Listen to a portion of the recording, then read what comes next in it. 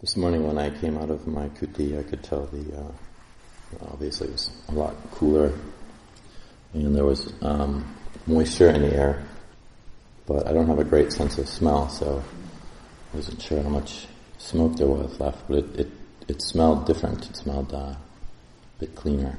I wasn't sure, so when I came down, I asked Ajahn if he detected smoke, and he said, "How can I know? It's just become normal now. I can't tell the difference."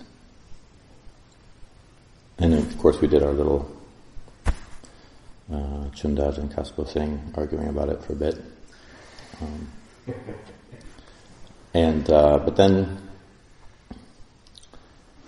then I was just thinking about that a little bit this morning, just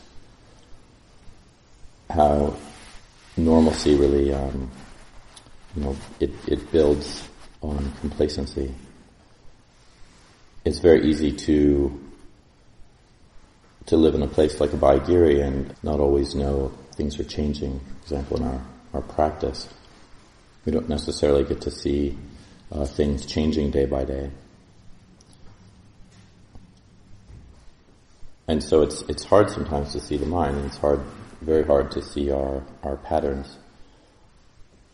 And so one of the things that we need to kind of question sometimes is like, are we really looking from the particular correct view? Are we seeing things in a way that we're just not aware of? And that's why it's so helpful to have other people's views of things, or a sense of how other people are seeing things. We hear, like, to develop stream entry, the Buddha talks about the basic requirement. One of the strongest things he says is the voice of another.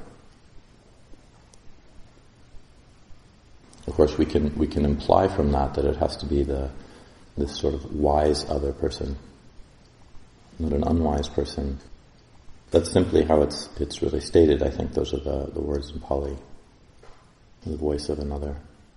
And we could see how, without hearing about the Dhamma, then there's very little possibility of understanding it. And so it's helpful to look at our behaviors, to really see where things are going, even though it's not so clear. We can't always know what it is we need to pick up or let go of in certain situations. It's hard to see this because there's this sense of delusion that can be quite pervasive.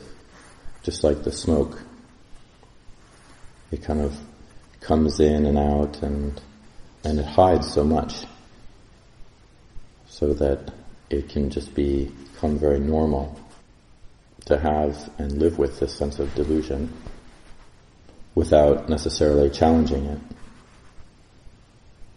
So that's where we have to move from complacency to right effort, to making an effort in our practice.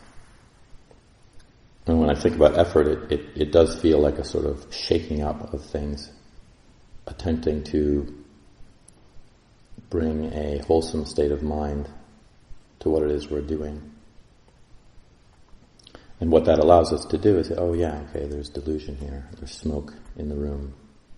I didn't see it before, I couldn't detect it because it was just so normal for me. This is an encouragement to try to see how usual it is for us to cover things up. It's just sort of a normal activity of our mind, or not to see things clearly. Because, especially even in a place like a monastery, things can just become so normal and usual, and there's not always something to wake us up. The schedule's the same, often day by day. And so we want to try to enliven that a bit and try to look from a different angle and make an effort to try to see things much more clearly.